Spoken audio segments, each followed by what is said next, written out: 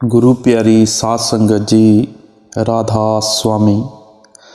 आज की ये साखी सहारनपुर के पास कोई गांव है और वहाँ एक सत्संगी परिवार रहता है जो बाबा जी को बहुत मानते हैं। और उस परिवार में एक लड़की, वो भी अपने प्यारे बाबा जी को बहुत प्यार करती थी। वो शाम को अपनी ट्यूशन जाती, लेकिन एक शाम को टीचर ने उसे देर रात तक रुकने को कहा। उसने भी इस पर कोई रिएक्शन नहीं दिया क्योंकि बात पढ़ाई की थी। पढ़ाई के साथ काफ़ी टाइम हो गया और रात भी काफ़ी हो गई थी। जब वो अपने ट्यूशन से घर के लिए चली तो वो पैदल पैदल जाने लगी।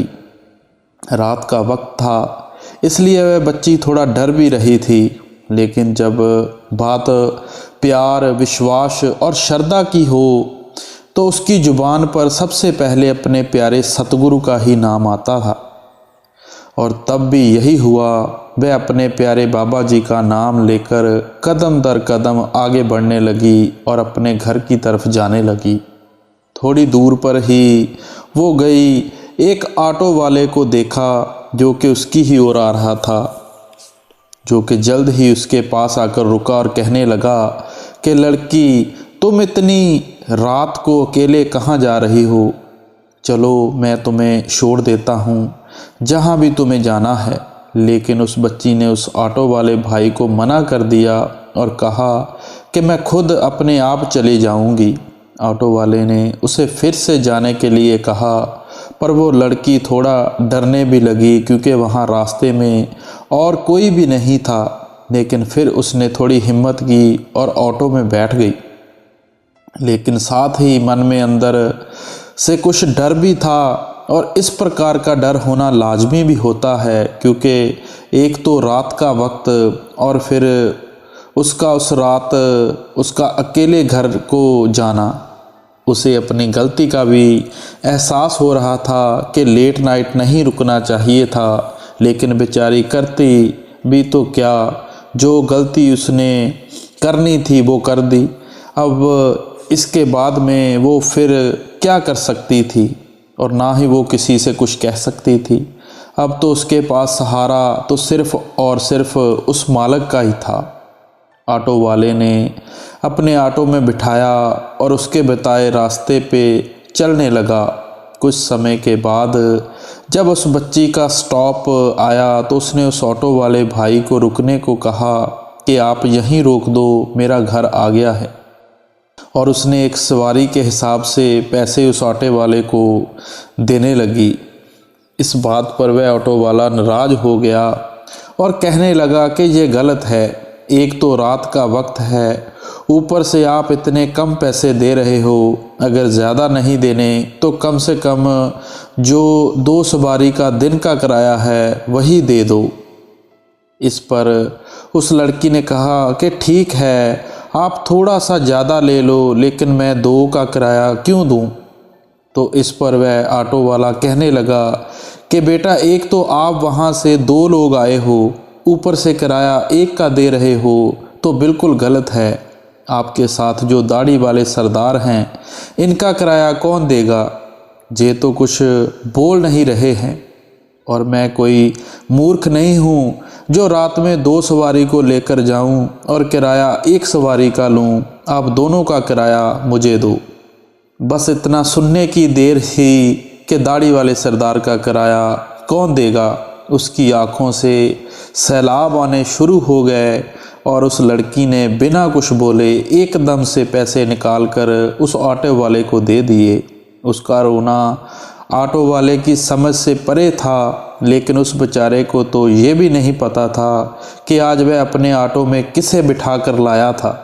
लेकिन भले ही वह ऑटो वाला इस बात से बेखबर हो, लेकिन वह बच्ची पूरी तरह से जान चुकी थी कि इतनी सी देर में ये सब उसके साथ क्यों हुआ था। उसने मन ही मन अपने पिता समान अपने प्यारे सतगुरु बाबा जी को बहुत बहुत धन्यवाद कहा, क्योंकि सच में वो समझ चुकी थी कि उस ऑटो में उसके साथ कोई और नहीं, बाबा जी खुद उसके साथ उसकी रक्षा करने के लिए आए थे, जो सिर्फ उस समय उस ऑटो वाले को दिख रहे थे। उन्हीं की दया थी, तभी उस रात वह ऑटो उस तक आया, और ना सिर्फ ऑटो उस तक आया बल्कि वो खुद भी उसमें बैठकर अपने घर तक सही सलामत आ गई। इस बात से वो बहुत ज़्यादा रोई और वह वहाँ से भागते हुए सीधे अपने रूम में चली गई और बाबा जी को बहुत याद करने लगी और कहने लगी, बाबा जी शुक्रिया शुक्रिया शुक्रिया, आपने मेरा इतना साथ दिया, लेकिन काश के मुझे अपने दर्शन भी दिए होते। ये होती है मालिक की मौज, इसे कहते हैं सतगुरु की दया और प्यार की बख्शिश। वो क्या नहीं जानते, जा उन्हें क्या नहीं पता, वो तो कुल मालिक हैं, क्या छिपा है उनकी नज़रों से, कोई कुछ नहीं छुपा सकता। वो बादशाहों के बादशाह हैं, जहाँ शहनशाहों के शहनशाह हैं। वो रोम रोम से वाकिफ़ हैं, जरे जरे का उन्हें पता है, उन्हें सब पता है कि मेरे बच्चे कहाँ हैं, किस हाल में हैं, कब किस समय उन्हें उस मालिक की ज़रूरत है, और इसी तरह वो अपने सभी बच्चों की संभाल करते हैं। बस कमी हमेशा सिर्फ हमारी पहचान की होती है, हमारे विश्वास की होती है, हम ही उसे याद नहीं कर पाते, हमारे ही पास ना जाने उनके लिए वक्त नहीं होता। आप कितनी दफ़ा सोच के देख लो, हम सोचते हैं कि आज बाबा जी को चिट्ठी लिखूँगा, ये बातें करूँगा, वो बातें करूँगा, पर होता क्या है, हम सिर्फ सोचते हैं और चिट्ठी लिखते नहीं। पर उस मालिक को सभी ज्ञान होता है कि कौन शिष्य मेरे लिए क्या सोच रहा है। एक वो हैं जो अपना सब कुछ हमारे लिए कोठियों के भाव लुटाने को बैठा है, और एक हम हैं कि उसकी अनमोल दात के इस सौदे से मुकर कर बैठ जाते हैं। सारा फर्ज सतगुरु का ही नहीं होता, जीव का फर्ज भी बनता है कि उसकी याद को दिन रात दिल में रखे। बस इतना सा ही तो काम है, हर काम में उसकी याद, हर बात में उसका नाम, बाकी तो सब कुछ वो खुद कर देता है। इसलिए भजन सिमरन सबसे ज़्यादा ज़रूरी है। उससे भी ज़्यादा जो चीज़ है, ज़रूरी चीज़ है, वो है प्यार। प्यार को पाने के लिए जिसके हकदार उस मालिक ने अपनी सभी रूहों को बनाया हुआ है। सतगुरु सभी इसी तरह सभी की संभाल करें और सबको अपना प्यार और भरोसा दें। इसी तरह की एक छोटी सी घटना परौर के रास्ते में हुई। एक बार बाबा जी परौर जा रहे थे और उन्होंने अपने ड्राइवर को बोला कि गाड़ी इस जगह से दाईं ओर ले लो। ड्राइवर बिना कुछ बात किए गाड़ी को दाईं ओर ले गया, और जहां बाबा जी ने कहा कि गाड़ी रोक दो, उसने गाड़ी रोक दी। बाबा जी गाड़ी से उतरकर एक मोची की दुकान पर गए और उन्होंने अपना जूता वहाँ पे रख दिया।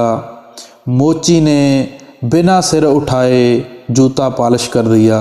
फिर बाबा जी ने अपना दूसरा पैर रखा और उसने वो भी पॉलिश कर दिया। बाबा जी ने उसे पैसे दिए और उसने बिना सिर उठाए पैसे पकड़ लिए, और बाकी जो बकाया था वो बिना सिर उठाए ऊपर कर दिया। जब उसने बकाया देने की कोशिश की तो बाबा जी ने कहा, रख लो बापू, सारे रख लो। तो उसने कहा, नहीं साहब, मेरा सतगुर, मेरा शहनशाह अपने हक की खाने की हदायत देता है, मैं ये नहीं रख सकता। तो बाबा जी ने फिर कहा, नहीं आप रख लो। तो उसने कहा, नहीं, मुझे जितने चाहिए थे मैंने रख लिए, बाकी आप रखो। तो बाबा जी ने कहा, कौन है तुम्हारा सतगुरु? तो कहाँ रहता है वो? तो उस बूढ़े आदमी ने कहा, मेरा सतगुरु ब्यास में रहता है, और उसने सामने लगी एक छोटी सी तस्वीर की तरफ इशारा किया कि ये है मेरा सतगुरु। बाबा जी ने बड़े प्यार से उसे कहा कि बापू एक बार सर उठा के तो ऊपर देख लो, शायद वही हो जिसे तुम इतनी देर से मिलना चाहते हो।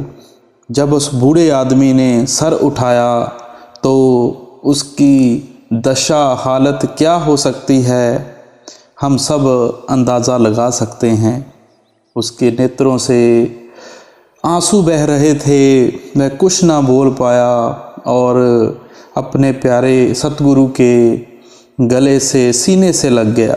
सो गुरु प्यारी साध संगत जी, हम जैसा विश्वास करते हैं अपने गुरु के ऊपर, जैसी श्रद्धा व्यक्त करते हैं अपने गुरु के पास, हमें वैसा ही मिलता है। जिसकी जैसी श्रद्धा होगी वैसा ही उसे फल मिलेगा।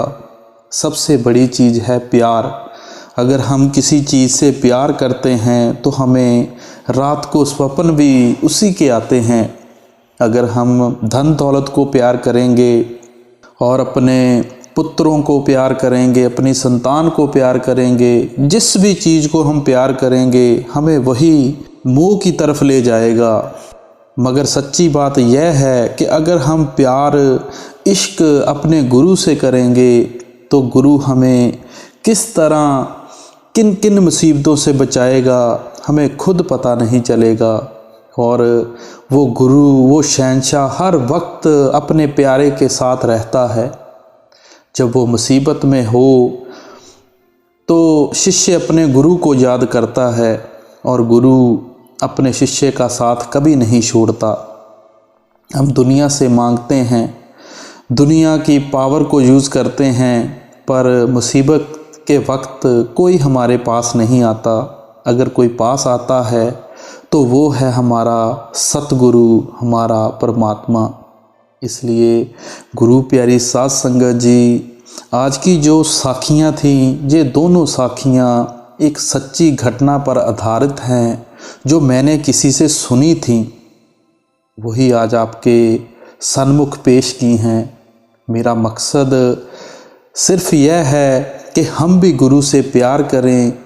हमारे साथ भी बहुत से ऐसे हादसे हुए होंगे जिसमें गुरु प्रत्यक्ष हमारे साथ होंगे, पर हमें उनका एहसास नहीं हुआ, क्योंकि हम में विश्वास की कमी है, श्रद्धा की कमी है।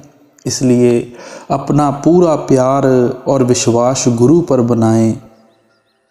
सो गुरु प्यारी साध संगत जी, ऐसी ही और साखियाँ सुनने के लिए हमारा सतगुरु मार्ग चैनल सब्सक्राइब करें और इसे लाइक और शेयर करें। राधा स्वामी जी।